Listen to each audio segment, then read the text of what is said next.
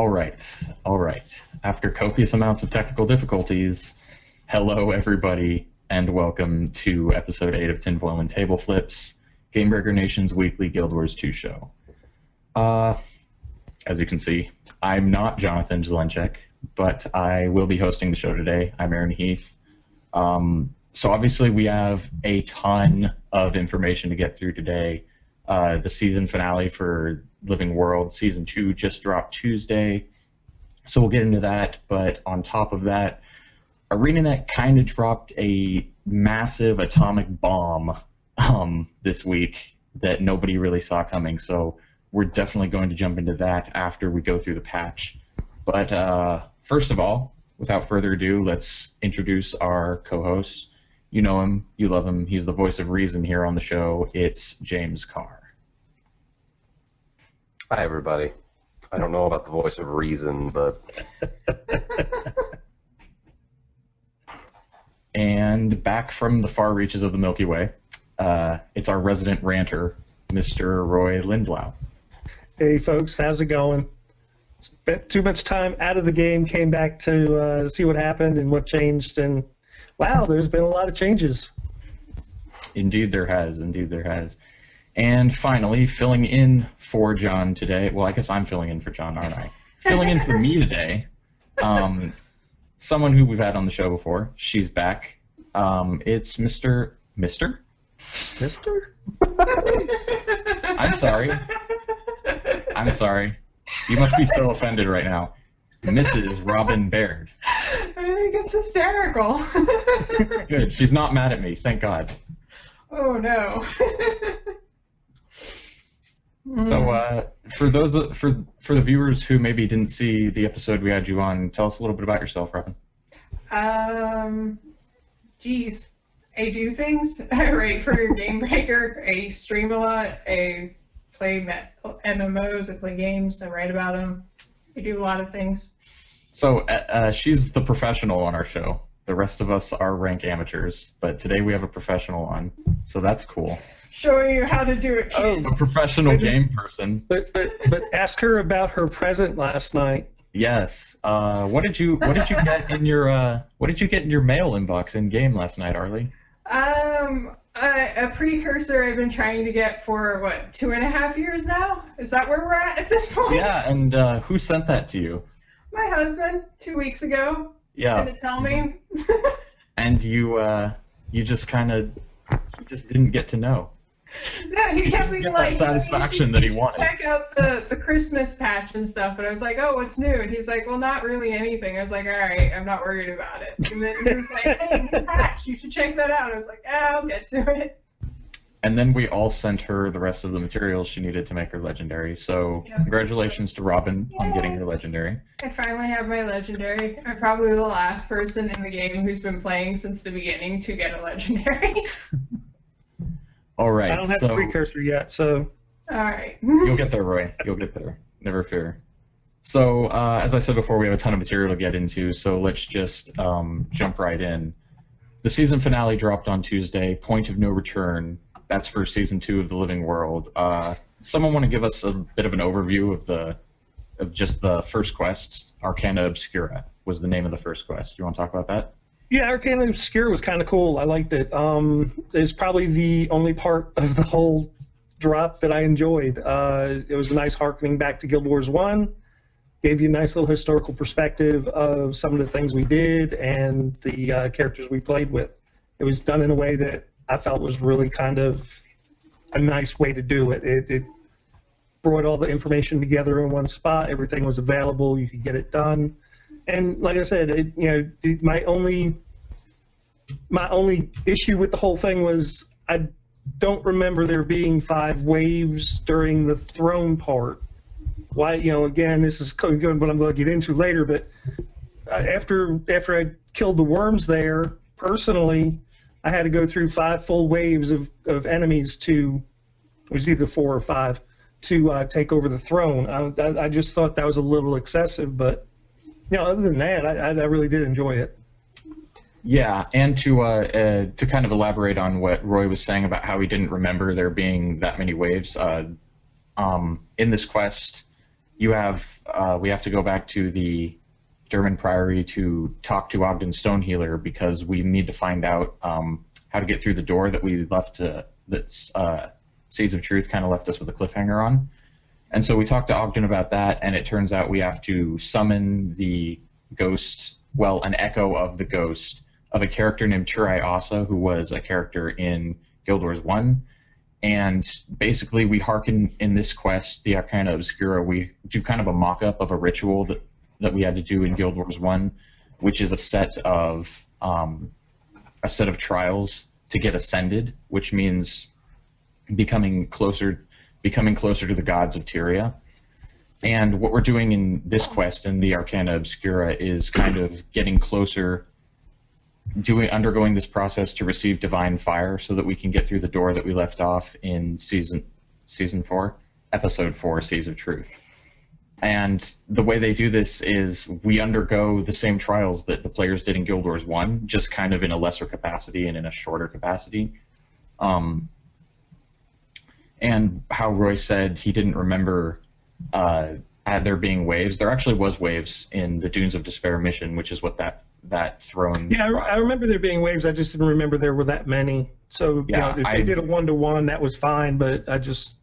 The waves weren't as big in Guild Wars 1. You'd have 2 or 3 monsters at a time, but I think you had to defend it for a 10-minute period in Guild Wars 1. Yeah, they just gave you 5 waves. Yeah. Robin and Jim, what did you guys think about the quest overall? I liked it. I enjoyed the whole thing. It was entertaining. For the most part, everything made sense about what I needed to do. There was one thing that I wanted to bring up with this first part. So when you're first there, you're going around and you're collecting the, not the crystals, it was before that. You were looking for artifacts. The objects, yeah. Yeah. There were 2 books that I thought were interesting that had titles that were weird to me, and I wanted to bring it up here because I thought it was odd. One, hold on, I wrote it down. I keep a notebook about game stuff. All the books that they put in for this patch are new too. They're not the same books we saw before. Yeah. So the first one that I thought was funny was there was a book called In the Shadows, and it's about the most famous warriors in Tyria, which I was like, that's weird because famous people aren't in shadows. Like, why would you? And warriors don't operate in the shadows either. I found that kind of odd as well. I was like, what is that? Like, the only thing I could come up with was like maybe they're saying that we're all in their shadow, the shadow of the heroes, but that's the best I could do. No idea. The other one that I thought was interesting was Daring Secrets, and that's about covert organizations throughout Tyria, from the Shining Blade to the Order of Whispers, which I just thought was interesting because it got me thinking about different parallels between those 2 in particular, and like where they started, and how long they've been around for, and all of that stuff. So those were the 2 books that I thought were really cool in that part. It stuck out. Overall, sorry, go. Yeah, I was just going to ask you what you thought of it, Jim.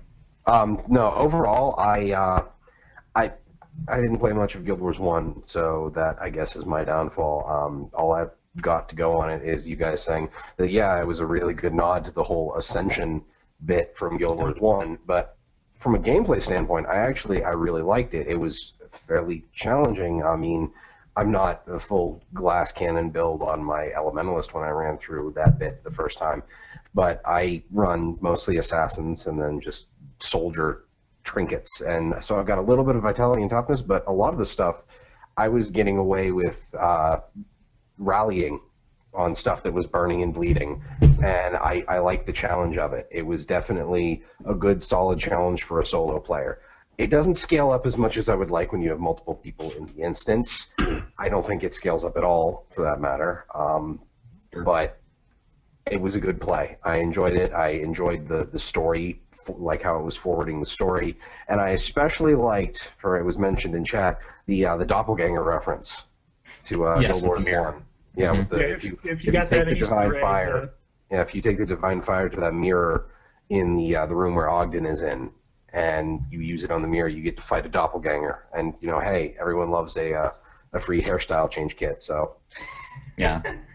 And just to go over how the trials kind of were in Guild Wars 1, the first one they did, which was a mirror of the Dunes of Despair mission in Guild Wars 1, was a pretty good replica trial where we had to defend the ghostly hero as he reclaims his throne from the rival ghostly hero.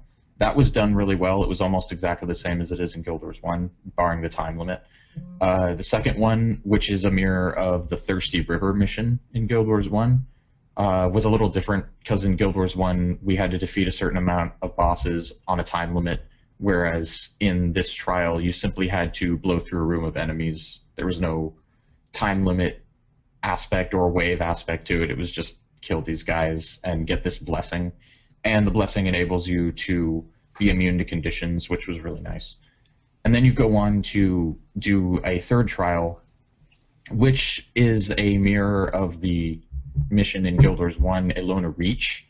And that was, again, almost exactly the same as it was in Guild Wars 1, where you have to run around and collect 3 pieces of a vision crystal to construct a full vision crystal and therefore receive sort of a blessing.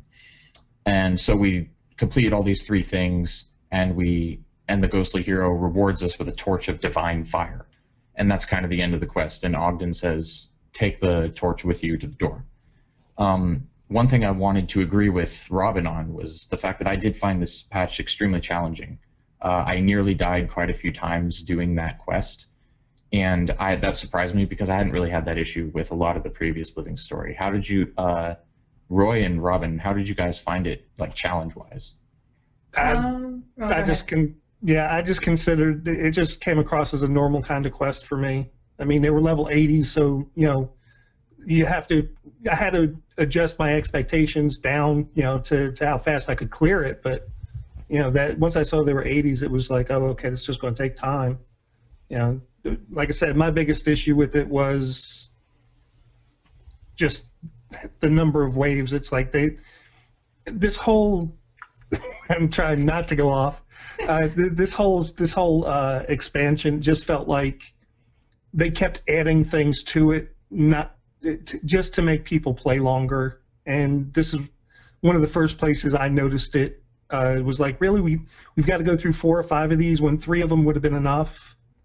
And that's kind of where I started. But I also came off of doing half of the previous chapter too. So I was kind of annoyed to start with, and I just couldn't get over the annoyance, and it just got worse. And we'll definitely hear more from Roy about that later. Oh, yeah, I have a bucket load of hate to put out here today. But yeah, go ahead, Arlie. I expected it to be much easier than it was. Like, I go in and usually most things on my ranger I can just face smash stuff. Like, it doesn't even matter. Like, it's not the prettiest necessarily all the time, but it's not usually very hard. And I actually went down a couple of times, and I did die once because I didn't realize that, first of all, they were level 80. Like, I didn't think about it. I was just like, oh, it'll be easy, blah, blah. And I was like, oh, wait, I'm dying. What's going on? But, once I adjusted to that, it wasn't like, oh my God, this is so difficult. But it was a little bit challenging, and that was nice. Okay, so overall first quest, just go around. Did you like it? Did you hate it? Go ahead. I thought it was good. I did enjoy it. I thought it was, like I said, I just thought it was slightly too long based on what we were doing. Other than that, I did like the was it the Thirsty River one, the one with you had to go get the crystals. Oh, that really kind of felt like, because that was a bear to do in Guild Wars 1, and they actually maintained that feeling of this is really hard, it's a pain, and when you get the crystals, it was good. The only thing I wish they, if they could have swapped things around a little bit, I think it would have been better. Because if you remember, when you got your crystals, you actually had to fight your way to put the crystals back. Yeah. So, if it wouldn't have hurt my feelings if they put a small group in your way on your way back. Okay. So that would have been really a cool idea if they would, to kind of get that. But yeah, I liked that one series though. That was really a pretty good series. I'm a fan of it. I liked it just for the challenge aspect of it. Like I said, I can't really say much for the lore, but I had fun. It was a good challenge, and I'm probably going to attempt at some point to go back and get all the achievements for it, but I don't know when I'm going to be able to finish that. Someday. Yeah, I'd never experienced what it was based on, but I liked it a lot. So it was all new to me, but it was a lot of fun. Yeah, I thoroughly enjoyed it as well. I thought it was a great quest. So moving on, the next quest, the Pact Assaulted. This is we all have kind of mixed feelings on this quest, and Oh, no. I don't know if there's any mixed feelings on this quest. it'll soon be apparent why. Robin, do you want to kind of give us a brief overview of what happened in the quest? Yeah, so like you go back to Camp Resolve, whatever, and you're talking to Logan and them, and they're like, oh yeah, Keith, blah, you gotta go, but we're gonna go assault Mordrum, but, you know, craziness. And of course, Mordrum attacks. So you gotta fight off all these waves, and then it gets worse and worse, and, you know, it's clearly set up that you're not supposed to beat these guys. So, like, you have to come to that realization pretty quickly. So eventually what you do is you call in the pack airships to bomb everything, which I'm just sitting there like, wow, it's a really good thing that there's no friendly fire in this game, because we would have just all killed ourselves. Like, what was that? But that's that whole section, is just basically getting overrun by Mordrum and then bombing them to heck. Yeah, so what did Jim and Roy, what did you guys think about the second quest? Jim, you want me have to go at it. first? Okay. Go, Jim. Okay, we'll give you the cap here so you can just go off. This one I didn't like as much, if only because it was, from a gameplay standpoint, you would get overwhelmed fairly easily if you didn't realize, hey, I'm supposed to fall back now. And then, you know, you get the people shouting, fall back, but all of those Mordrum husks can root you. And they keep spawning, and then the slingers in the back can knock you down, and then the other ones root you, and then Mordrum wolves and the thrashers and all the, I don't know if there were terrorists. I think I would have noticed if there were. There was like everything. Yeah, Yeah, there's a bit of everything. Evil plant stuff, but I'm gonna say I was kind of confused by the let's bomb the packed camp to stop the Mordrum. Yeah. I guess you can say there's precedence in the fact that we can call in airstrikes on the forts in the Silver Wastes, and it doesn't actually cause friendly fire. So, magical munitions, I guess. I mean, at least in the Silver Waste quest, I believe the airstrikes don't actually fall inside the fort. I think they only fall around the outside, right? Just around the outside. Here we called out an airstrike literally on our own heads. Yeah. And yeah, I thought that was really dumb. What about you, Roy? What did you think about it? Brace for impact. Okay. Did anybody try not to do anything in that one? I fought most of the time. Okay. Yeah. I did not do anything in that one. And what the game wanted you to do was walk up, talk to, the first thing you did was, after they disbanded, it wanted you to walk up and talk to Logan. I killed 4 Mordrum. Like I got 3 up, and then you added that last. Yeah, I'm trying to remember. It was 3 or 4. I killed like 3 or 4 Mordrum at that gate, and that was it. And then I went over to talk to Leaf Boy over there, Turn. and I killed another 5 that came through the gate. That's all you had to kill. That's all you had to do. You just had to sit in the back. You had to talk to those 2, sit in the back, and kill anything that came through the gate. That was it. And then it closed. You moved back. All you had to kill there was the 3 or 4 that had the crossed swords on it. You didn't have to fight anything else. Just find the ones with the crossed swords and kill them. And then you had to kill the vines. So this huge battle was really nothing other than a big farce for us. And ultimately, the reality of it should have been, we should have lit as soon as the Mordrum hit, we should have lit the fire, and they should have taken them out from the sky, you know, and had an artillery right then, before they ever came through, and then they would have saved the whole thing. Yeah. So I just don't. You know, it wasn't on a timer. It didn't have numbers that you had to kill, so that's what I was trying to figure out. I took probably about 45 minutes, 50 to an hour, trying to figure out everything that had to be done at the minimum just to see what it amounted to. And if you kept track of your crossed swords, that's all you had to kill. Yeah, I definitely don't like the quest as much where you're going to fail it no matter how hard you fight. I'm not a fan of that mechanic personally. Yeah. Like So that's never a fun quest to do. My biggest issue with this quest, I have two of them actually. One of them was that it was way too long for a fight you're never going to win. The fighting phases were far too lengthy. You get really sick of it really quick. My other beef with it is that I felt like it was unnecessary. I felt like this quest had nothing to do with anything. Its entire purpose is to set up that, oh, the Pact is taking off to go assault Mortremoth. But A, we already knew that was the plan, and that's what they were going to go do. And B, they didn't need a 20-minute battle sequence to tell us this. This could have been an entirely dialogue quest. They've done dialogue quests before. Go ahead. Going off of what you just said is, the Pact is taking off to assault Mortremoth.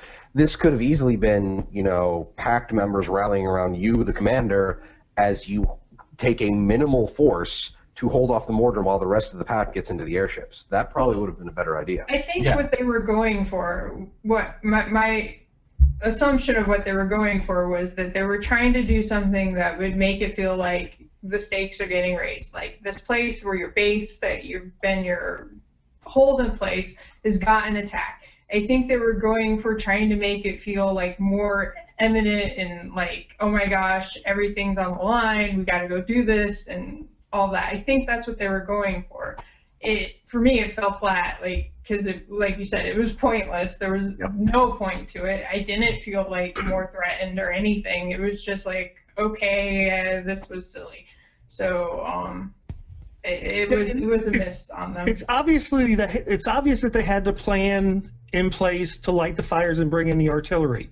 So why did we wait till the end? Because you never bring in the artillery until the end.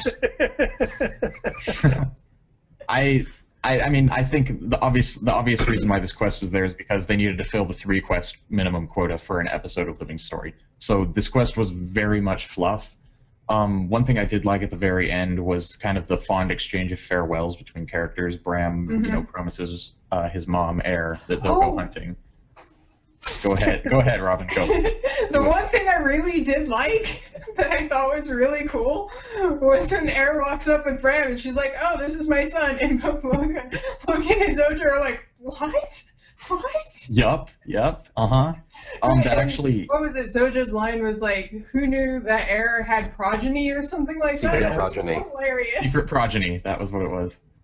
But that actually leads me into just a little point. Felicia Day is back doing Zoja's voice work. Zoja's been just chat bubbles for most of Season 2, and for all of Season 1, so I'm glad to see that Felicia Day is back on board to voice Zoja. I believe you guys told me earlier that Troy Baker is the one who does Logan as well. You didn't know cool. that? Yeah. Oh, Troy freaking Baker. I don't... He has an indistinguishable voice. It's not a very distinctive voice. But yeah, I was glad to see that they got the voice actors back in to do the Destiny's Edge characters. Yeah. I personally found the comment that Zoja makes at the end when, after you finish the quest officially, and then Zoja and Logan are talking, and she makes a quip about him about people leaving. Yes. And then that was hilarious. That was a good moment. He's like, don't even go tell there. her, say it. And then the follow up to that was like Aaron said, the talk between Bram and Air about going on a hunt after everything is over. It was one of those moments where it was like everything's going terrible, there's all this death and everything around, but mother-son moment. So. And I believe we exchanged a fond farewell with our boyfriend Traherne too. So that was very heartfelt. It wasn't. It was very flat. Yeah. But as is everything concerning Traherne. But moving on to kind of the pièce de résistance, if you will, the entire patch. The third quest, Mystery Cave. Okay. Robin, so you played this just last night, Robin. So why don't you tell us a bit about what happened in this quest? So like the whole point of why we were putting together the divine fire and all that was to get into this this cave. It's what we discovered at the end of the last episode. Where like when we were looking in the past searching for a cave, after the ridiculous slaughter of the centaurs, they ran away into the cave. So we had to go there.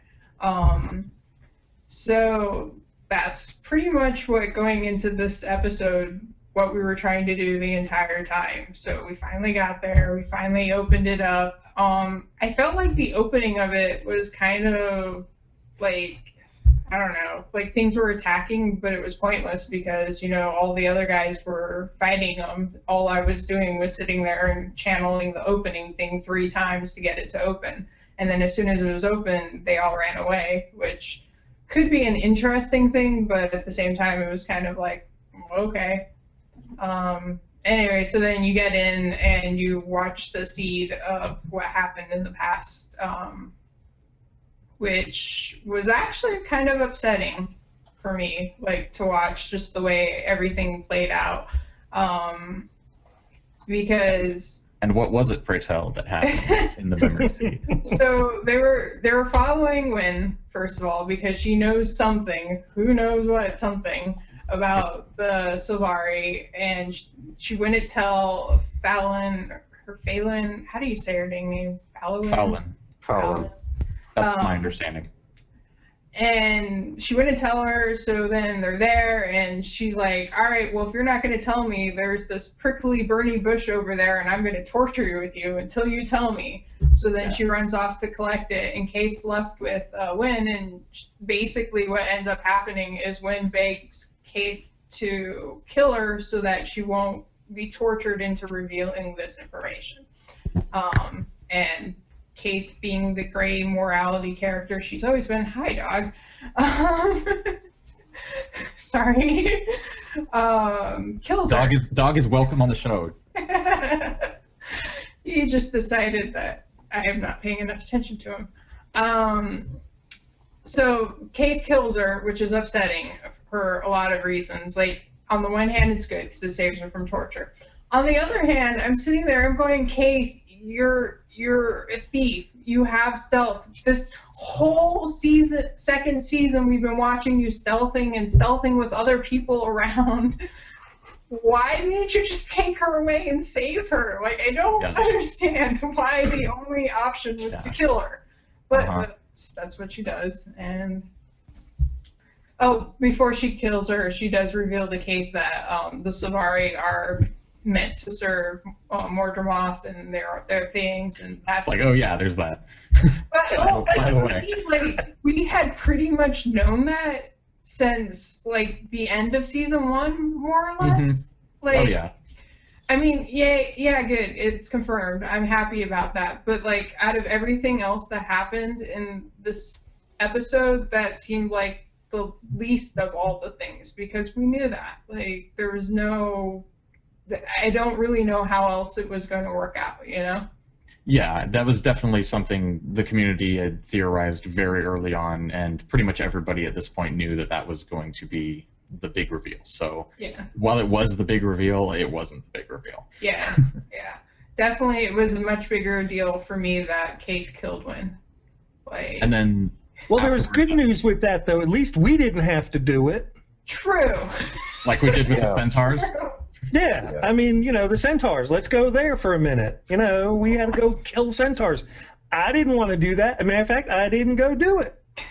I sat there and waited till everybody else died, and then I had to do it to finish the game. I may or may not have genocidedly murdered centaurs. Were you laughing maniacally? Yeah. No, it was definitely sad when we had to kill the centaurs. I was trying to see if like I could stand there and, you know, something else could happen that, like, the event kicked over. I'm like, I'm just sitting there like, I don't know. Don't want The one thing I will say for killing the centaurs was it was upsetting and it was frustrating, and I was upset that I had to do it. Now think about how upset you would have been if they made you do what win. They wanted. Like that is something that did increase the stakes. That did make me hate Fallon more. That made me feel more like, oh my God, this woman needs to die. That was a well done increasing of the stakes and making it more personal. Like I really didn't like it that I had to do it, but it accomplished. I was thinking about your comment about the whole point. I was like, why didn't Keith just hide Wynn instead of killing her? I think it was something that Aaron said earlier in the week when we were talking about this, is that the Sylvari are still very childlike, is what you were saying? Oh, the way that their personalities are painted. They're always very blunt and full of wonder and stuff like that. Right. It's very apparent if you read Ghosts of Ascalon, the character. They're a very young race. Is a perfect example of Well, Sylvari personality. What do you call it? Keith is also very linear. That's something that Logan's pointed out. She goes from point A to point B to point C in a straight line. She will not try to think of something that's immoral or not. She just says, what's the problem? How do I fix it? And there you go. So she stayed within character when she killed Wynn. I didn't see a problem with it. Well, I mean, she was clearly conflicted about it, but what was it you were saying, Jim? I was just going to say is that if there was no body, if Wynn had escaped, Fallon would have just kept hunting her. Yeah. Because Fallon was very clearly dead set on getting the secret. So if Wynn was still alive, if Fallon did not see a body, she would think that Wynn was still alive. And at that point, she would have thought that Keith was conspiring against her, too. It's like, it probably would have been, you know too, and now I'm going to torture it out of you. And with the way Keith killing Wynn, Fallon still trusts Keith, which is something Keith goes over, and Fallon no longer has something to chase after. So it literally was, as terrible as it was the best case scenario for the entire situation. Yeah, I mean, and the thing is Keith has always been a very gray character. Like, there's always this question of where exactly she stands and how she goes about doing things. There's always been some ambiguity to her, so ambiguity. And to ambiguity. Thank you. To further muddle the dilemma, Keith and Fallon are in love with each other, like deeply and madly. So, I mean, think about for a second if Keith had stealthed Wynn, gotten out of the cave, brought her back to the Pale Tree, tattled on Fallon. Now Fallon's in trouble and is most likely facing reprehension, and I don't think Keith would want to do that to Fallon. I think Keith, she feels very strongly for Fallon, so I think Keith would actually rather kill Wynn than endanger Fallon, potentially. I wonder about that, because in the dialogue afterwards, it didn't come across quite the way I thought it would. It seems to me that Fallon is truly in love with Keith, but Keith, realizing what Fallon is, at that point, is playing the game just to make sure that she doesn't come after her for the secret. Because it just seemed go ahead. Have you read the books, like especially Edge of Destiny? Have you read that? Yeah, I read them all the way through, and well, the thing is in the beginning there, it starts off with Keith and Fallon in the beginning, and that is after this, where Keith is already clearly questioning Fallon and saying, you are not okay, but she also very clearly expresses that she still loves her, and she's very conflicted about the things that she's doing. What we were seeing, I feel like this thing with Wynn was the beginning of that. That was the first step where Keith is going, oh my God, you are not okay. Like, what are you doing? This is going down a bad path. So, like, she's still, I think, very much in love with Fallon at this point, but just starting to get that, oh my gosh, what is going on kind of thing, you know? Yep. Yeah, they're still very much in love with each other, even with Fallon as the leader of the Nightmare Court. They still are very much intertwined in that sense. But so after that all goes down, you want to launch into what happens, Roy? I know you have strong feelings. The dragon fight. The dragon fight. Oh dragon my fight. God, the dragon fight! I hated that thing. I hate it. I hate it. Okay, let me back up. We go Take a deep breath. and we after the stream thing, we all go down and meet Kaith in the middle of the area there, and all of a sudden this dragon attacks. It's the lieutenant of Mordramoth. It's the one that attacked the tree, and it's actually the one that we killed in the dream. So first off, knowing that this was foreshadowed, didn't we kill it in the dream? I thought we just beat it back. We beat it back. All right. Okay. So we beat it back in the dream. We basically kicked it out of the dream. Okay. So, anyways, scratch that one. Anyways, so this thing attacks, and you get locked into an arena with it. It's an arena that's just about big enough to fit it, and that's it. Now they throw in the mechanics of it is what kind of torqued me off, and it comes down to my. Is that a phrase people use? It is right now. I can't say anything else. Awesome. The mechanics of it are such that I just got so mad at it because it was nothing but repetition. And I was in as a ranger with a longbow and a sword, and I don't use my sword, for that much. So it's there as secondary when I can't use my bow. Anyway, so I'm sitting there I had somebody else was helping me the first time I did it, and we must have gone through 6 burn phases. And we just, we were doing everything. We knew what to kill. We knew how to get rid of it. And it was just, the DPS just wasn't there. And I just got, I got aggravated with it. And we finished it, and I hated it. And I said, okay, maybe I did something wrong. 2 people. So I went today and I soloed it. And I still hated it. Even though I figured out, as a ranger, I just had to walk up. Once it went into the burn phase, I just had to walk up with a sword and hit it. I took it down 10% in the first burn phase with my bow.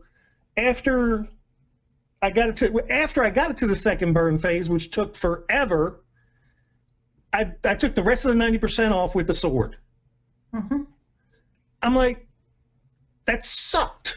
I hated it. No, and I'm looking over here. It's not that the fight was hard. It's that it just keeps repeating. If you don't, you just keep repeating it. Yeah. If you don't, you can keep doing it indefinitely. Yeah, you only had to do 2 burn phases if you were making enough DPS. So, anyways, I didn't like it. I didn't care for it. Everybody else seems to like it and love it. So y'all have fun with it now. I'm done. Aw. Yeah, I really like that. I thought it was a lot of fun. I had a hard part with the second time when the thing was putting out the fires. I didn't realize that the little guy was putting out the fires. But at that point, I had gotten it, so I could keep lighting too and keep doing that ad nauseum in that phase without ever making any progress. I was like, all right, I can keep this up forever, but clearly I'm not doing something right. Which is why I asked you guys, I was still fighting when I jumped back in the channel, was like, hey, what am I doing? Because, literally I had gotten to the point where I could have been doing it forever. I had the same problem myself. Yeah, but once I got that figured out, it was easy. And I'm kind of the opposite of you, Roy. I use my sword and my warhorn mainly on my ranger. So that wasn't... Yeah, it really came down to being a melee fight. And the bombs and putting the bombs in the fire, that's another there were all sorts of things that I really just got frustrated with. The protection bubbles that were supposed to protect you only did it about half the time. You took damage. It was supposed to grant you stability, but today I had 2 of them where I just started up and I got knocked down. And so it just, there's something there's something I'm not getting or something that's wrong with it, and I'm just getting. Go ahead. I'll admit I haven't experienced it solo. I haven't done it singularly. I did it by myself. The only time I've done it, it was on my my flamethrower engineer, and it was with a full 5 group. And Oh my god. yeah. So it was everybody, and there were still 2 burn phases. I think it's like hard set to stop. Because you have to get both mechanics. Right, because you have to get the shadows trying to put the fire out. But once I got blown away by like the first bomb plant, I think that was my first. Oh, hey, stay away from the things that explode. That makes sense, but you don't know they explode right away. I didn't see it as a terrible fight. I mean, it kind of reminded me of the giant Terragriff from earlier on. So. One thing I really did enjoy about that was when you're doing the part of lighting the fire to make the ring. He has a rotation of attacks he does, and they have a very set way he does it and a rhythm that they do it. And one of them, there's a claw smash that's followed immediately by another claw smash, but after the second one you have a bigger break. So I had a lot of fun with it, where like I would run right up to where I needed to light it. I'd start channeling it and put out the little thing to say that he's going to do the claw smash. I'd roll out of it. Immediately the next one would come up. Because I rolled out of it, that one would be away from it, which would then give me enough time to get back over to the light thing and light it without him hitting me again. Like, I thought that was just a really cool way to work it out. I like that there's things like that you could figure out to do to make the mechanics work for you. I really enjoyed that part of it. Yeah, I did the fight on my dual. I just saw his mouth moving. I just saw Aaron was saying something and he wasn't moving. I was like, no. Slight misunderstanding. But yeah, I did the fight on my dual pistol engineer. I'm all condy damage, and I thought it went all right. I actually died once because I had the same problem as Arlie. I didn't realize the little shadow guys were putting out the fires, but once I picked up on that, I didn't find it too bad. So I don't know, maybe you're just feeling burnt out on MMO fights, right? Well, my problem, I guess, it comes down to how much time things are taking me now.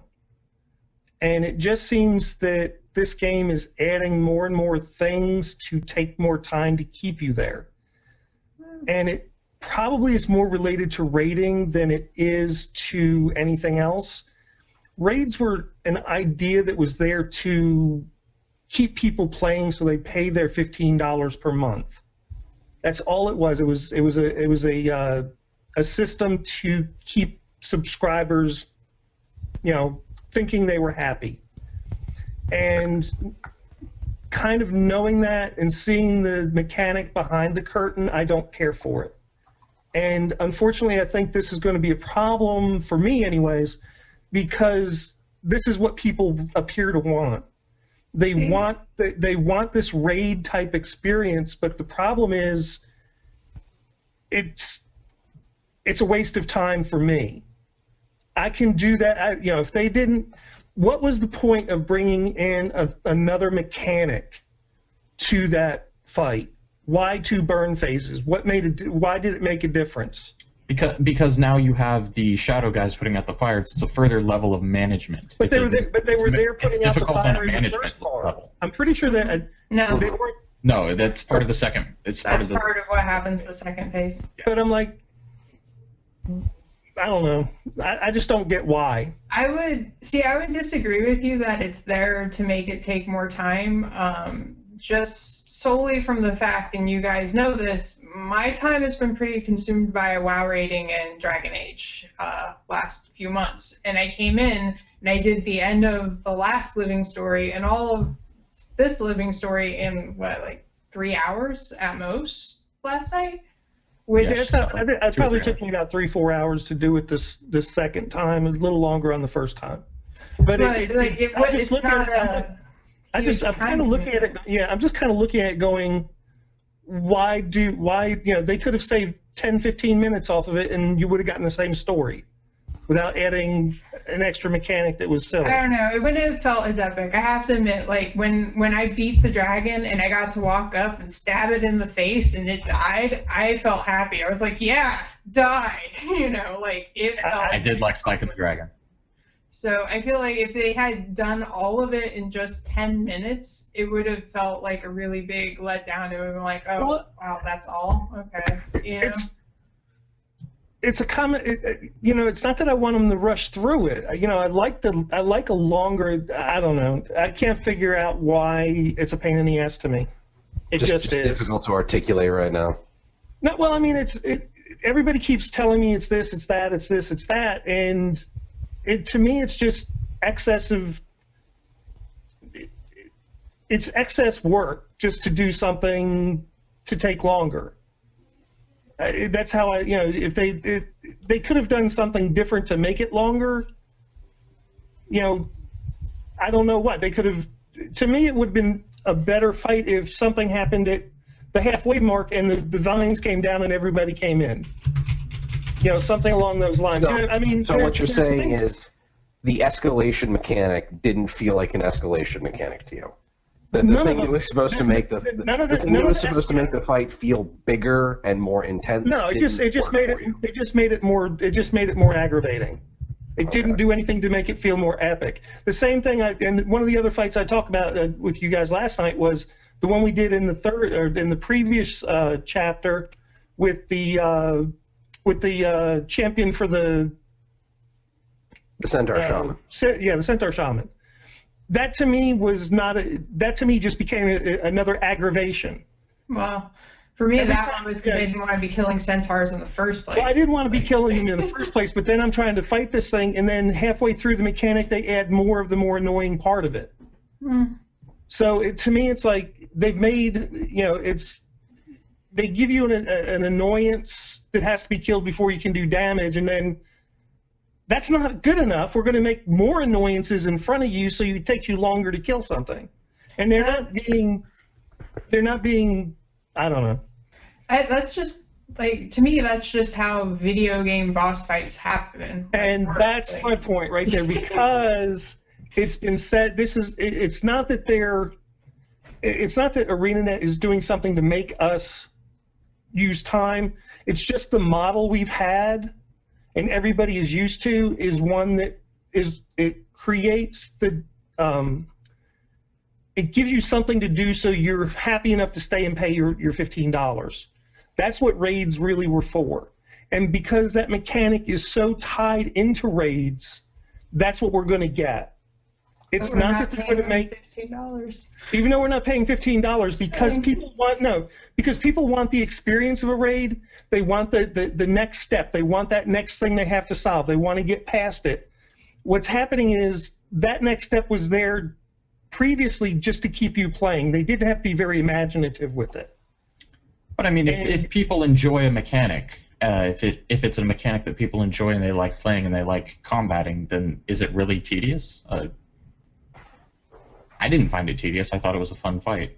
Yeah, to me it was just tedium. It really was. I guess it's one of those things where it's fight personal. design is going to miss the mark with some people, so I guess it just missed the mark with you. And I can't. But they've gotten 2 fights now like that, and it's the same problem. It's the exact same issue between the 2 fights. So I just don't. Yeah, I'm a little concerned for myself for the game, but I know I can't be the only one out there having the same thoughts. Although 3 is, well, I don't know, 18 out of, I'm 1 out of 18. Maybe I am. I don't know. Oh, I'm sure there's somebody else out there who agrees with you. Someone way out there. Ixter says, which would I prefer, this one or Zaitan? Zaitan. I like I actually enjoyed Zaitan more, even though not the physical fight of Zaitan. I like the build up to it. I'm the press 2 I didn't care for. Push you out of the show. Yeah, I mean, the Zaitan fight itself sucked. It too. But the build up, and it was a good storytelling thing. I like that whole part of it. Now, would I rather fight Zaitan or fight the physical fight of Zaitan is obviously this one, but it's still not right. They got a long way to go on these fights. And our producer Ixter has kindly pushed Roy out of the show for me. We do need him, so do bring him back, sharpish. He could be like the ghost voice. That's fine. He's telling me move on, so we'll move ahead to rewards. What did you guys think of the rewards in this patch? Did you think they were adequate? Did you think they were, maybe not so much? First of all, wait, let's backtrack a second. Let's go over the rewards first. So we had the final piece of our Carapace Luminescent Armor, which was the chest, which we got from an open world event.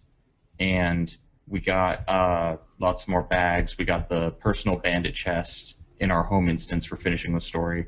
We got a lot of skeleton keys with which we could open the chest.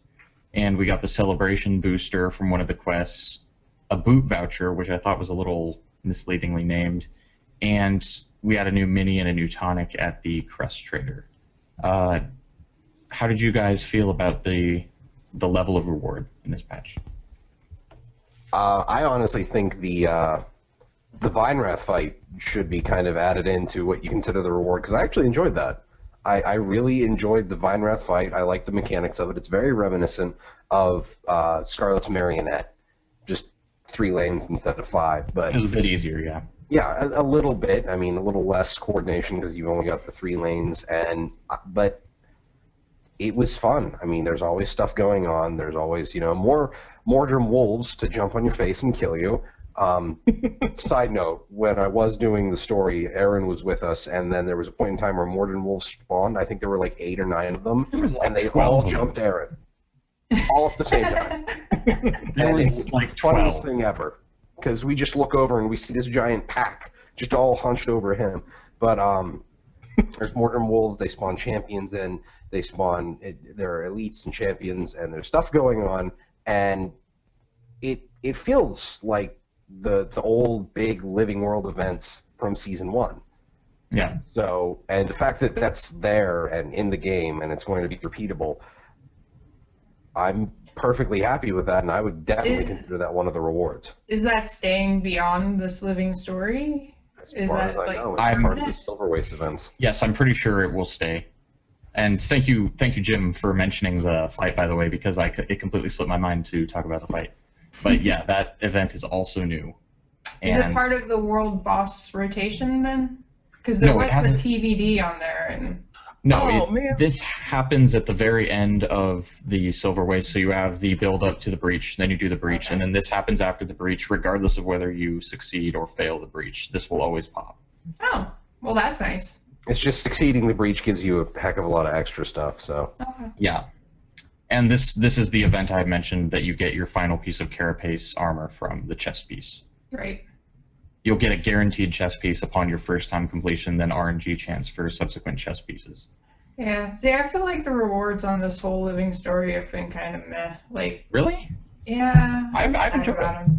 Well, okay, so part of the reason I don't like the Carapace thing is because I do really like the female set of it, but especially the light armor version of it. But my light armor one that I need gear on is an Azura, which uses the male skins. So it's just like another thing that reinforces to me my pissed offness that my female Azura uses the male skins. Like, I'm like, I want her to have a butterfly on her shoulder. I can't, though, because for some reason... I remember when you got that. I remember how mad you were. Yes, because I didn't think about it. I was like, oh, yay, I put it on. I was like, come on!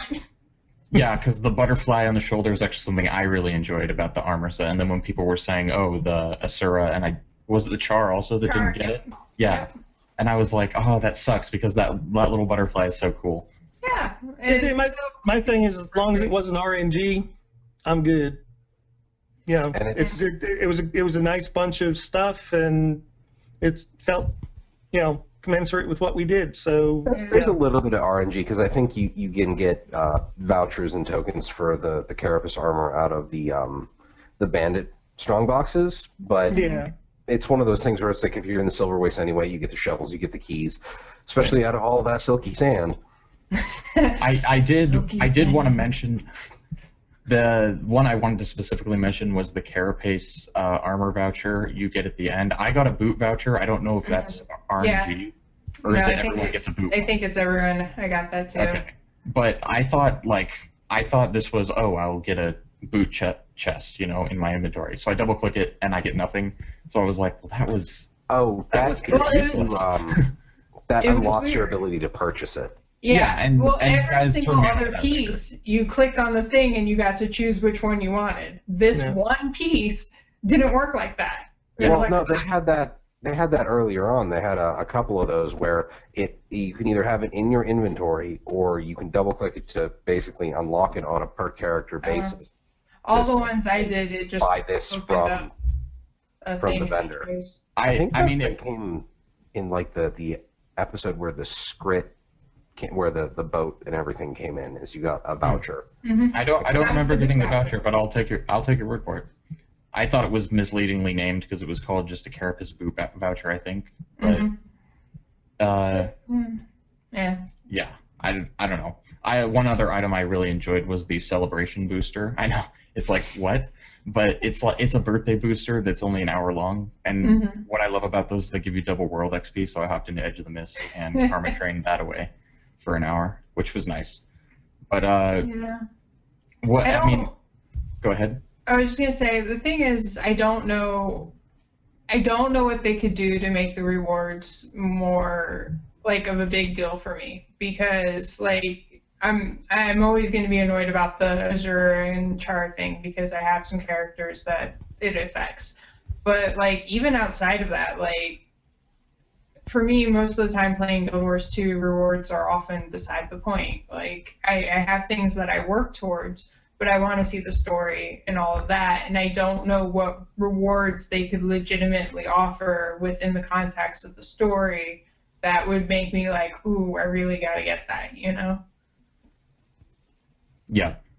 Precursors. Fair. Just make a precursor for everybody at the end of one of the stories. Man. But, okay, so basically a little thing I kind of wanted to do at the very end, just overall impressions of the entire patch, score it out of 10. Just quickly go around, give it a score out of 10. What do you guys think? Last part or the whole season? Are we going to talk about the trailers? We're going to talk about the trailers after we score the patch. So you can include the trailers in your score, though. Oh, okay. Then I'm going to go 8. 8? It wasn't everything I was expecting, but I'm going to go with an 8. Right? 4. 4. Didn't care for it.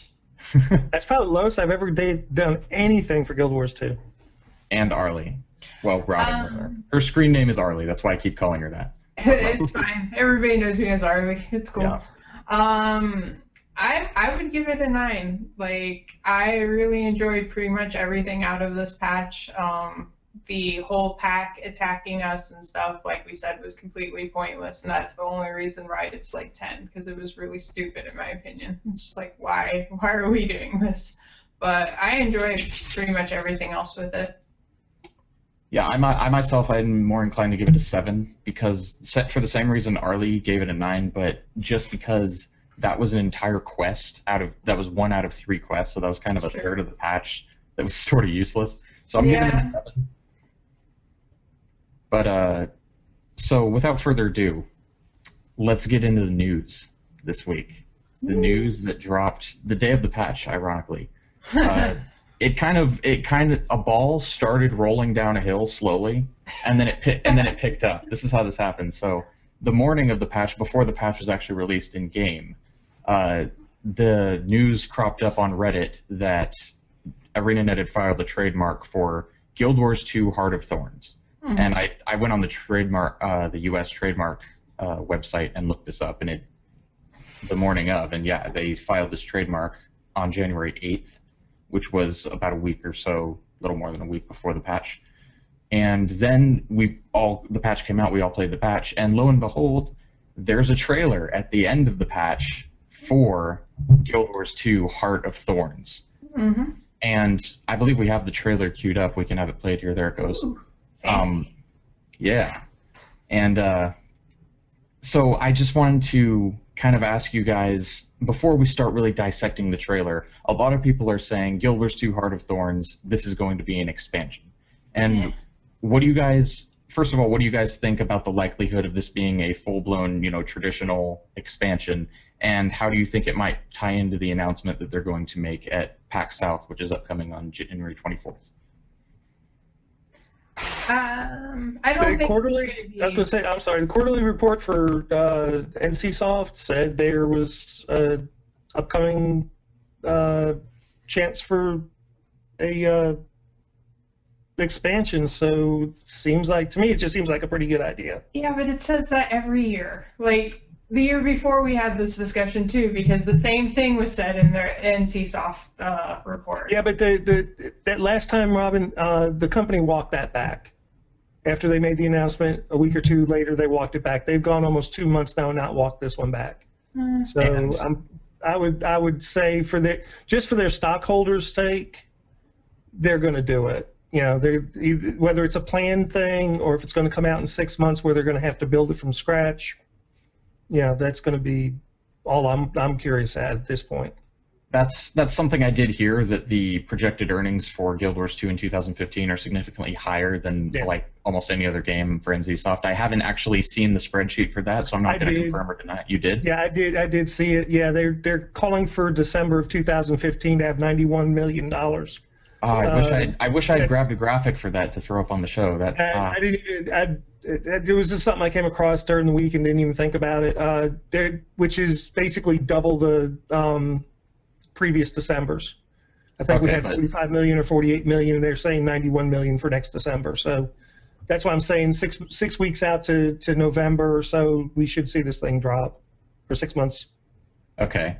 And Robin was going through her thought before we sort of cut her off, but by all means, continue.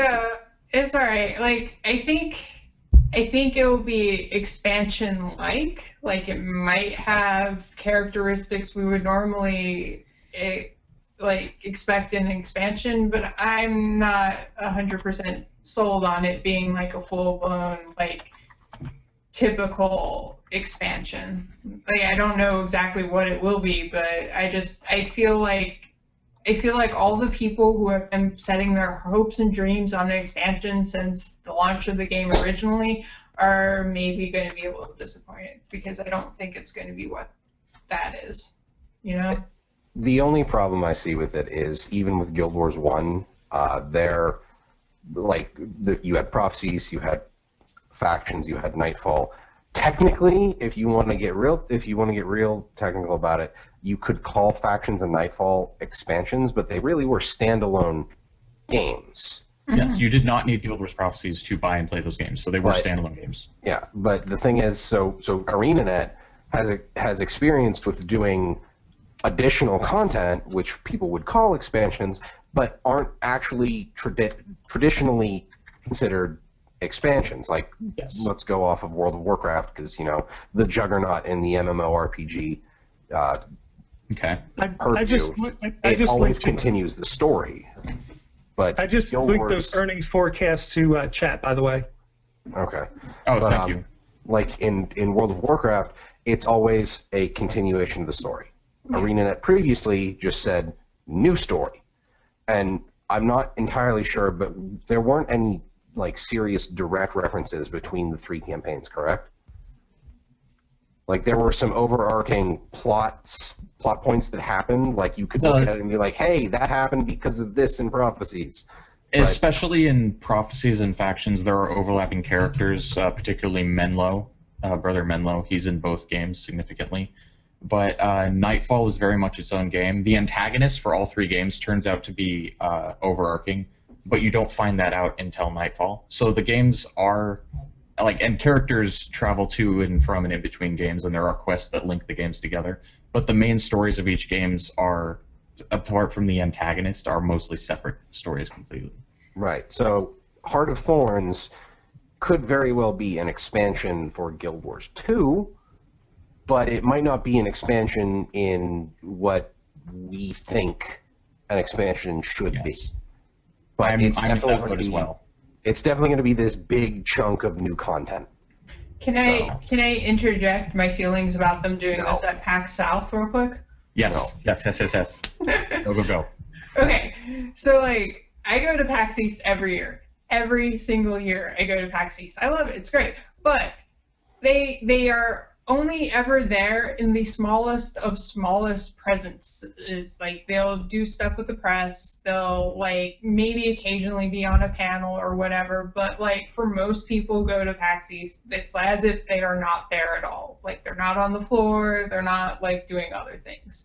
They wait until this year when there's a PAX South for the first time ever, and they say, hey, maybe we should make a big, giant announcement at PAX South. Why not? I'm not amused.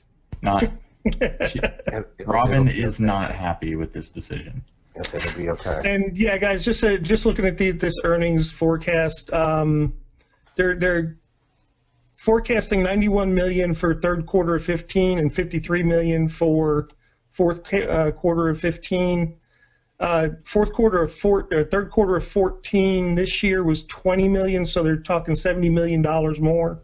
They're talking $25 million more in quarter 15. So they're going to be putting out an expansion if this is their plan, if they're forecasted, because there's no way they're going to increase their money that fast and that high without putting a box in somebody's hand. I can completely agree with that. I'm sort of in the same boat as Arlie. I keep calling you Arlie. Robin, for the sake of I respond to it. And Jim, in the boat that this is going to be a large-scale content release. I don't think there's any doubt about that. The panel they're doing at PAX South, they're actually sending Mike O'Brien, the ArenaNet president, down to do this panel. So it's that. I mean, to me, that means it's a huge deal. Colin Johansson, the game director, is also going.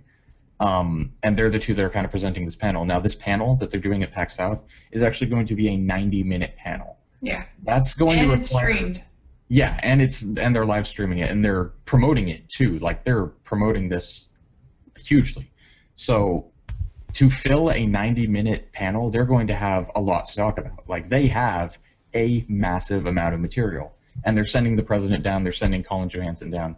I think, and this is the word I've been using on my blog as well, that this will be a large-scale content release. But I'm hesitant to use the E word like Robin is, because ArenaNet has stated that while expansions have never been off the table, if they do one, it will be in a way that's not traditional. It'll have an ArenaNet spin to it, a twist, if you will. Well, I mean, we're going to have to buy content, whether it's however they want to call it. If they want to call it an expansion, they want to call it an addition, whatever. You know, that's just marketing in terms. They're going to put out something that's going to be big enough that we're going to have to pay money for it, and it's going to increase their sales by almost double for the 2 quarters of the year. Yeah, but people have specific expectations when you use the term expansion. Yeah. Like people want new classes, they want new races that you can play. Level cap increase. Yeah, there's all these things that get balled up into the expansion thing, and I don't. Well, and again, this comes down to the same. This is related to the same problem I was having with the game earlier. Is people's expectations are causing things to happen, and their expectations are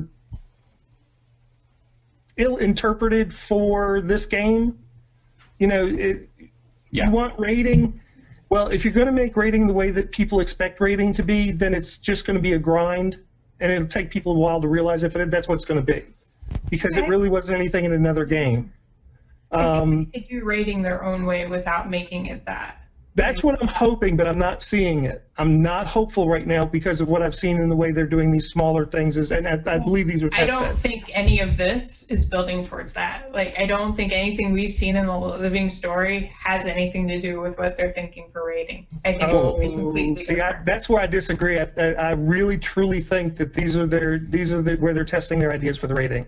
My main idea is it's too soon. It's way too soon between when they hired the guy or person. Oh, I'm not saying that they're actually writing it, but they're already implementing these ideas to see what they can do with it. And basically, if this is the ideas they're coming up with, it's just creating a treadmill with no reason to have a treadmill. That's what it feels like to me. That's another way I can say it. It's you're doing stuff because you're doing stuff, not because it doesn't add anything to it. It's not that it was hard. It's not that it didn't make it more difficult. It didn't make it more challenging. It was just took more time to do it. You had to step 2 times to. I feel like the challenge of the living story is much harder than it was before. And then I think it's harder now. I was going to say, and then the expansion thing is, yeah, people might have expectations. Well, too bad. ArenaNet's going to do what ArenaNet's going to do, and they're going to put out their quote-unquote expansion edition, whatever, the way they're going to want to do it. And we all know that they're not going to stand on the formality of, oh, we have to have a new set of maps, we got a new set of new race, we got to have this, we got to have that. Yeah. They'll do what they're going to just add what they want, and it's going to be what they're going to want to do. Okay, so moving into the trailers proper, we started out, once we spike the Shadow of the Dragon, we get this first trailer of the Pact kind of sailing in over the jungle on their fleet of airships and just blowing the hell out of the jungle. Now, I thought this was kind of an ill-conceived strategy, mainly because it's not a strategy. This is a very poor. Blow it all up is a strategy. Okay. Well, okay. I figured all I thought when I saw that was, well, at least the people that made the strategy for the fight in the fort, they made the strategy for this, so it all makes sense. It's barely a strategy. So Traherne goes in, and he's like, and the voice acting is really terrible in that part.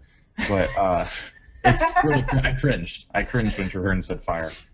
And then they blow the hell out of the jungle, not really knowing what it's going to achieve. They don't have a plan after that. It's just blow the hell out of the jungle.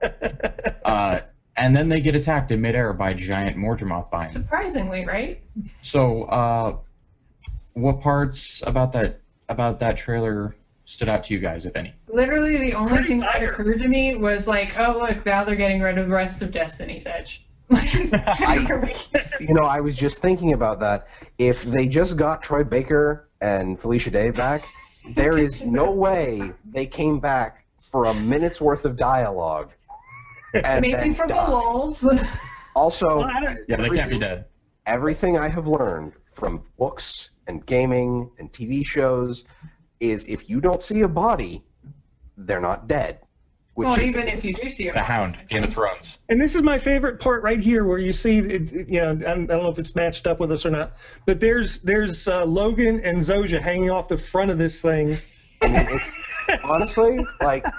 Until I saw the tale of Zaitan in the archives of the Priory, I was pretty sure Zaitan wasn't dead. Yeah. Because he falls down into the clouds, into the ocean, ostensibly, and no body. But that was such a big ambiguity that ArenaNet actually had to come out and make a statement and be like, guys, he's dead. Yeah. Yeah. So, yeah. But yeah, that's especially like Felicia Day, who hasn't been in the game since it was released, is coming back and doing lines. I don't think someone who is so busy and so hard to get a hold of would show up for a few lines of dialogue and then disappear again. Well, they could have been like, we just need you to say 3 lines and you'll be done. Yeah, but no, Arlie's playing devil's advocate, but I'm inclined to agree with Jim in that they probably signed these voice actors back on for a significant amount of voice work. Yeah. Moving on to the second trailer that plays directly after this, pretty much that trailer ends, you get your reward, and your reward includes an item which plays the next trailer. So this trailer was much more interesting. It would take really long to synopsis it. You've seen it several times now on the stream, or if you're watching on YouTube. So what parts of this trailer specifically stood out to you guys? All of it? I guess we're going to hate Sylvari. Well, we knew that was coming. Fire. So what happened? My real question after all this, and nobody knows, is how our player characters that we've got that are Sylvari are going to be salvaged. Big question I had as well. Yeah, they need to come up with a good reasoning. Be a damn good answer, because if it, you know, if it's just, oh, you were lucky they weren't around, or, you know, they're not affected because there better be a damn good reason. I would literally rather have my character die because of this than have to like play this character with a half-baked answer. Mm-hmm. I would rather them take my character away, literally. Generally, I'm really hoping what they do is like the beginning of Heart of Thorns starts with us doing something to make sure the Pale Tree doesn't die. I am curious exactly where they're going to pick up, because, like, is this... So it's kind of hinted at in the trailer that it becomes kind of common knowledge that the Sylvari were supposed to be Mordremoths, but, like, how does that come out? Like, do we just show up like, hey, by the way, you know, blah, and, you know, chaos ensues? Or, like, do we encounter evil Sylvari first? Like, not the Nightmare Court Sylvari, but Mordremoth Sylvari. Like, or do they, like, converge and become the same thing? Like, I'm curious how that's going to all play out, too. Yes, there's a lot of questions here that you just brought up. You mentioned Mordremoth Sylvari, which brings us back to the potential that there are other Pale Trees. Mm-hmm. We saw this question is first raised, of course, with the introduction of Malik, a Sylvari character in the Sylvari personal story, who you interact with and who says he's from a different Pale Tree, basically. Mm-hmm. And at the end of his quest, he goes off to find whatever Pale Tree, or I prefer the term Mother Tree, because who knows, you know, what color the other trees are. Maybe they're red trees. I don't know. But I am from the green tree. But the interesting thing about Malik is if he's from a different Pale Tree, or Mother Tree, rather, he's still not under Mordremoth's influence when we meet him. He's still... Well, Mordremoth was still asleep at that point. That's true. That's true. But the Destroyers were awake before Primordus awakened, and they were straight up evil. But then again, but so also the Destroyers became active when his his champion, I can't remember what his champion. The Great Destroyer. Yeah. Which of course. Not Mordremoth. Primordus actually, you see him awaken in the cutscene at the end of Eye of the North after you've killed the Great Destroyer. So dragon minions can be active before their dragon wakes up. Yeah, no, I was saying that the minions were active because the champion was active, not that the dragon was active.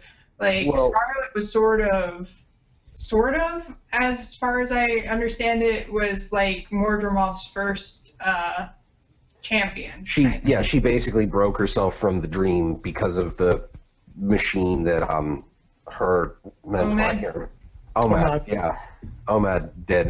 But the thing I'm thinking of is, you know, perhaps the mother trees growing and sprouting Sylvari, they're all, you know, like the Sylvari were when they woke up. They're all, you know, these childlike things that kind of become friends with everyone else. And then when Mordremoth wakes up, boom, they're all evil. They've infiltrated your society. Now you're dead.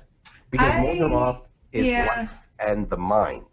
So if anything, or minds and plants, but if anything, Mordremoth is going to be the one to, you know, be playing mind games with his prey. I would say that the Sylvari and the Peltree are probably different in that because they were stolen from the cave and they had different, like, sprouting and, like, the Tablet of Antari and all of that, they had different influences. I think most of the Sylvari are, the way they wake up, are different than the Sylvari that never were stolen away and how they are when they're waking up. Like, I think they're nurtured with, like, whatever hate, evilness, and stuff Mordremoth exudes. So I doubt that they are going to be at all the same. I do think that he will absolutely be able to take over some of the Sylvari's minds, and I think some of them will turn and go crazy. Like it was already hinted at with the Nightmare Court, and I think it's just going to get worse in some ways. Yeah. A little bit there. And I mean, we could theorize about just the state of Mordremoth Sylvari for a while, but there was one thing I wanted to bring up, in that you can see Canuck in this trailer, and he's being kind of confronted, and he's like, "Hey, you know, you're wrong. We're not the enemy." And you've got people bristling weapons at him and stuff. And a theory I've heard from a couple people now, I heard it from John, who's not here, and from another person. What if the Ministry Guard in Divinity's Reach have actually rallied against the Queen at this point, using Canuck as their kind of standard against the Queen to depose her from power? Like, because Canuck is connected to Anise. Canuck works directly for Anise now. And so what if the Ministry Guard are using this against Queen Jenna to kind of slander her name and be like, look at, she associates with dragon minions? That's a theory I'm a big fan of right now. Not to mention that earlier in the story we had to basically sleuth out someone spreading rumors that the Queen was working with Scarlet. So that could be revived as like she was working with Scarlet. Now she's working with Canuck. Yep. I'd love to see them tie like a coup into this release.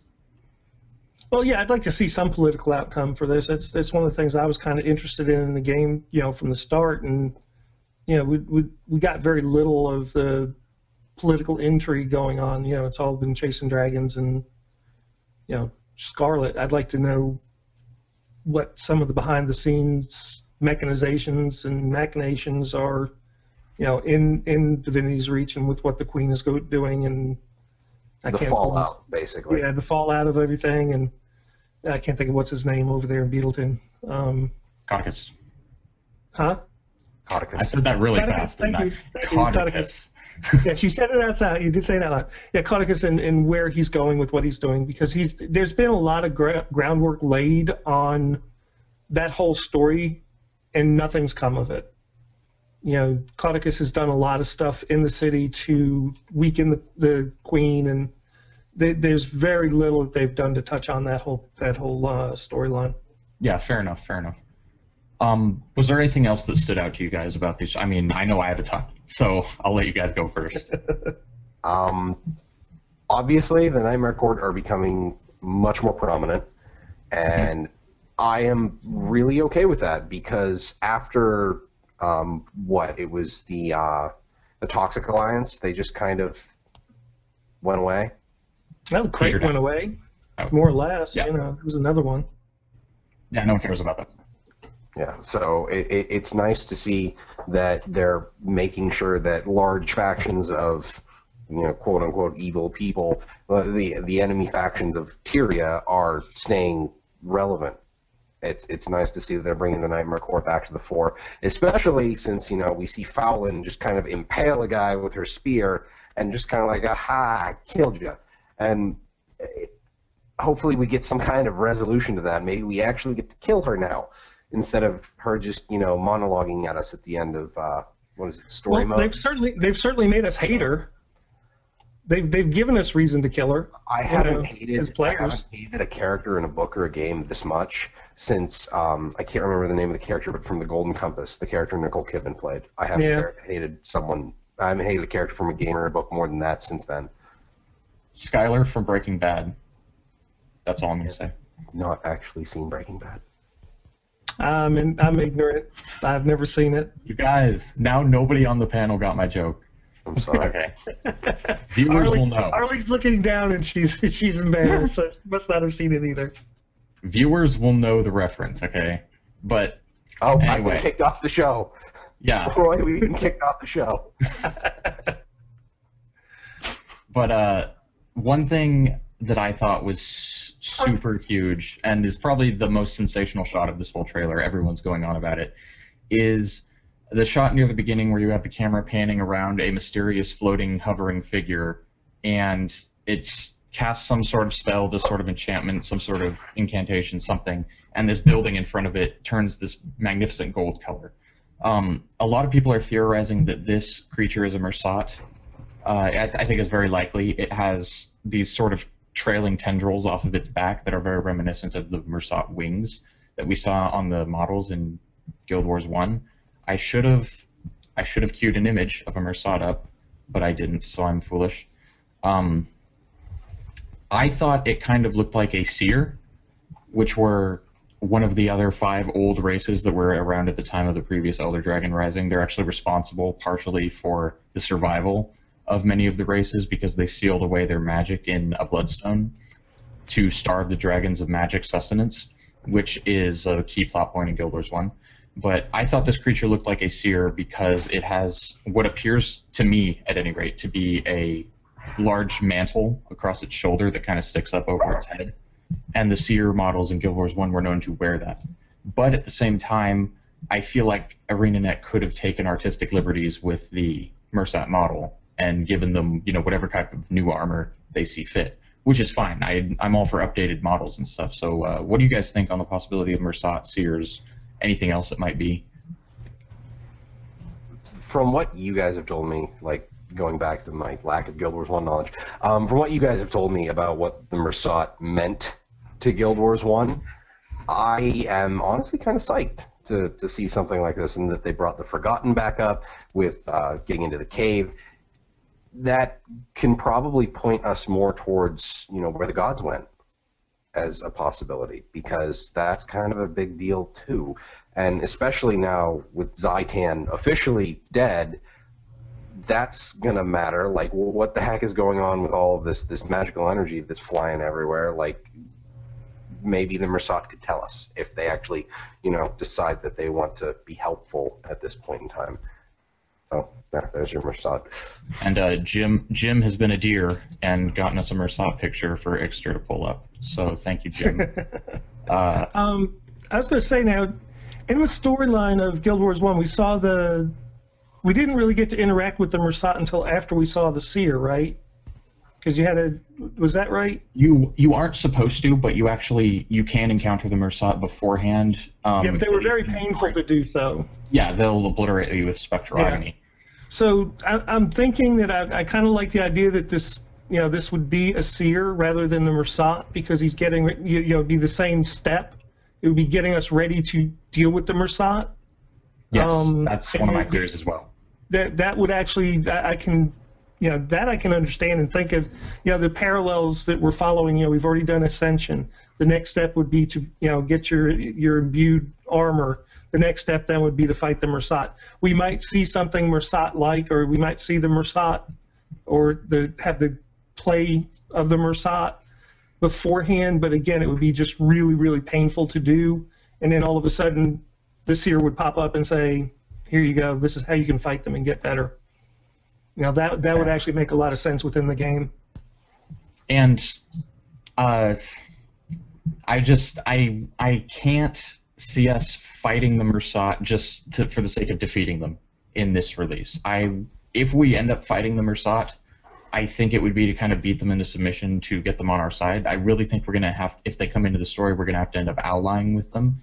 But it's like Roy said, if we do end up allying with them, it's very likely that we would still want this infusion from the Seers anyway, because I seriously doubt we would fully trust the Mursat to help us fight Elder Dragons after what they specifically did during the last Elder Dragon Rising was betray all the other races to save their own skins. So either way, I feel like these two go in tandem. If the Seers come into the story, the Mursat will, and if the Mursat come into the story, the Seers will. So I'm very excited about that. But before we move on, is there anything else that stood out to you guys about the trailers? Because I'm super pumped about these. Yeah, I've bought my tickets to the hype train. Yep. That's actually, okay, so that's a perfect segue into our Twitter questions. Our first question comes from Adrian Lloyd, who says, "Is the GW2 hype train going too fast? Are people expecting too much?" What do you guys think about that? I think there's too many. I think there's too many people in the community, just from the forums and knowing what I've read. Yeah, any hype train is going to be too much for them. They're just going to be, on it, doing what they want. Thinking what they want, and then when it does, there are no brakes on the hype train. With Colin Johansson on the front, yeah. What's too fast for marketing? People are going to get their feelings hurt anyway, so. Yeah, the internet has a way of blowing things out of proportion even for themselves, and then when it's not what they expected, even though what they expected was something completely ridiculous, they're upset. So yeah, Quick question, Robin. Can we? I don't think we can hear you, Robin.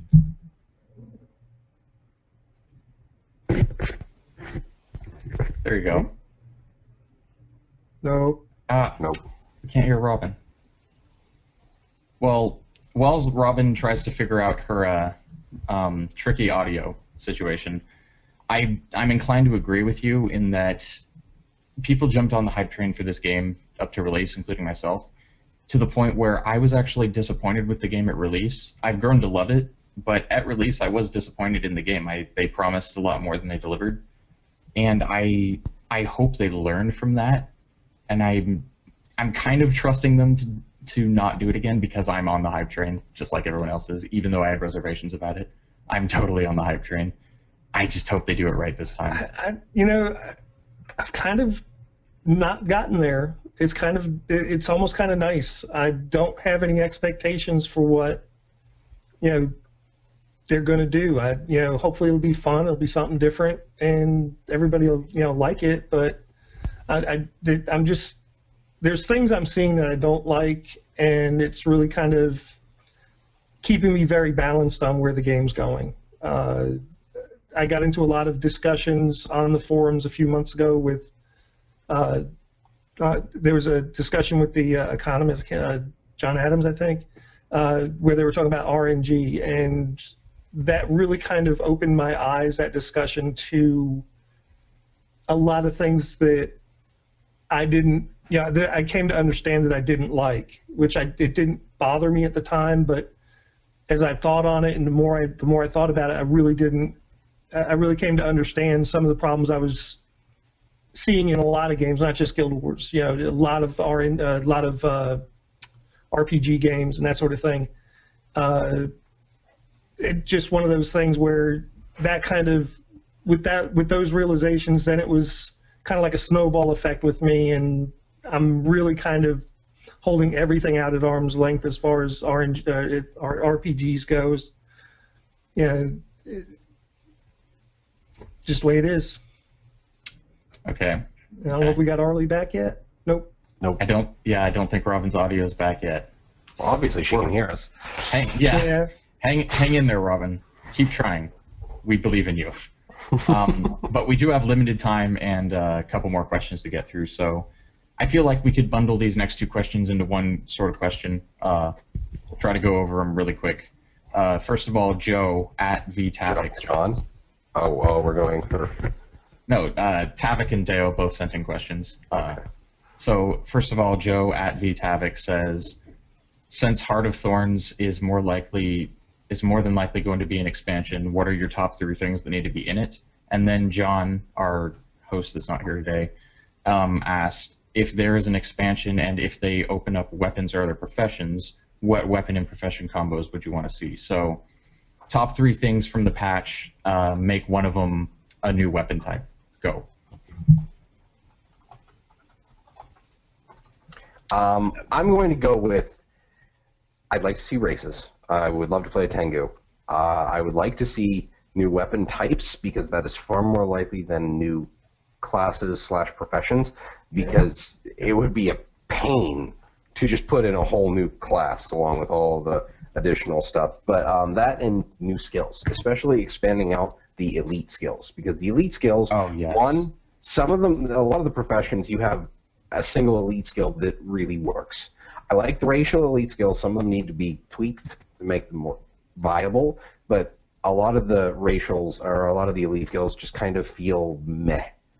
And there are, clear best ones. The racial skills are one of those where they can't really do anything to tweak them. They have to be meh. Otherwise, you wind up with people just playing one race because it's Uber. So, that's one of those ones where I don't think they'll ever change that. But, as far as what I want to see, I'd like to see another race come in. I agree with Jim. I think that we're not going to see another profession. I don't think we'll ever see another profession. I think we're at the number of professions we've got, and that's all we're going to get. As far as what they could possibly do with weapons, I'd like to see a little more interchangeability with what we have. don't add new weapons. Just take the weapons we have and give them to different professions in different ways. Like a lot of people want hammers for engineers, or maces even for engineers. I'm more inclined for torch for engineer. I don't think hammer makes a lot of sense. Well, I think a lot of people have used the example that you could, have a big wrench or a medium wrench for a mace or a hammer. So like a mace, I think makes a lot more sense. Give me a hammer for a ranger, I'll be happy. Play that old PvP thumper build from... Plenty thumpers. Yeah. Well, hey, I mean, ogres are basically all rangers, right? Yep. But yeah, kind of, bunny thumper would be great to have back just for fun. But if they wanted to bring in two-handed spears or single-handed spears, javelins, that sort of thing. My wife is off to the side here saying, pole arms would be great. Any of that stuff would be kind of fun as long as it's brought in and well balanced. Mm-hmm. So Robin's audio still isn't working. Robin, if you want to type your top 3 in Twitch chat, I can read them after I give off mine. My top 3 things for the expansion, including a new weapon type, would definitely be spears above ground. So spears, it could be one-handed, it could be two-handed. I'd love to see one-handed spear that we could throw and wield with a shield, but I'd also love to see two-handed spears that function more like a polearm. Crystal Desert, that's been my #1 new area to go to from the start. So I definitely want to see that as the next area we go to. I mean, obviously we'll be pushing into Maguma, but I'd love for them to, even if it's shoehorned, I don't care. I want to go to the Crystal Desert. And then, probably New Race. New Race is definitely my 3rd option. If I was going to go for a map, I'd say the northern, the old Char homelands up in the north. Those would be really neat. Those are gorgeous because they still look like pre-Searing Ascalon. Yep. Yeah, but New Race, I've always wanted to play Tengu, and I've always wanted to play a Skritt. So one of those 2, that would be great, ain't it?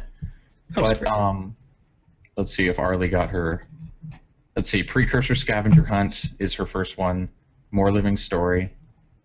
Let's see it, Arlie. One more. She's thinking. She's thinking. To talk about it, though, the Precursor Scavenger Hunt idea, I like that. Because that basically is just extending the whole legendary scavenger hunt down a step. Because you put everything together to make the Precursor, and then you put everything together to make the legendary. But just understand, because it's a scavenger hunt doesn't mean it's going to be easy. Oh yeah, that's putting the one together thing. a legendary is an absolute pain in the ass from everything I've read from it. Yeah, I mean, it's just one of those things that people think. I think people think that if they put like a Precursor scavenger hunt in kind of thing, you'll be able to do it in a weekend and have a Precursor. And I'm like, no, it's going to take you 6 or 7 months to gather all that material. And Robin, if you can't think of a weapon type, that's fine.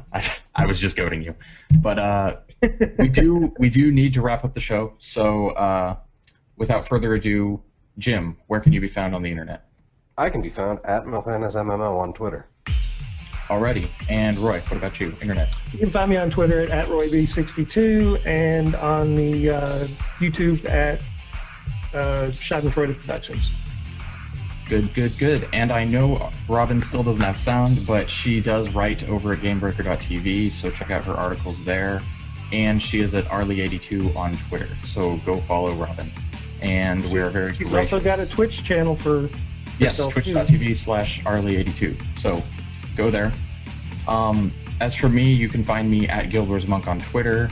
I have a WordPress blog where I talk about Guild Wars 2 and I write some stories. That's aformermonk.wordpress.com. And I'm actually now writing over at Guildmag, so keep an eye out for my articles over at Guildmag. There should be some coming out in the coming weeks. And as always, you can find all of us over at the Gamebreaker Nation Guild you can go sign up for that guild at GameBreakerNation.com. We play in the Guild Wars 2 guild, but we do have other guilds. We have World of Warcraft, Final Fantasy, Elder Scrolls Online, Minecraft Community, League of Legends. We're getting Star Citizen and Elite Dangerous together. So definitely go on over there, sign up if any of those sound interesting to you. And after you've signed up, do make sure to then apply to the specific guild you want to join. That will get you in the guild in-game. But that's our show. We would have liked to talk a lot more, but obviously we have to end. So goodbye, good afternoon, and we will see you in the game. Bye, everybody. Poor Arlie. Oh, don't cry, Arlie. It'll be okay. Well, your dog is internet famous now.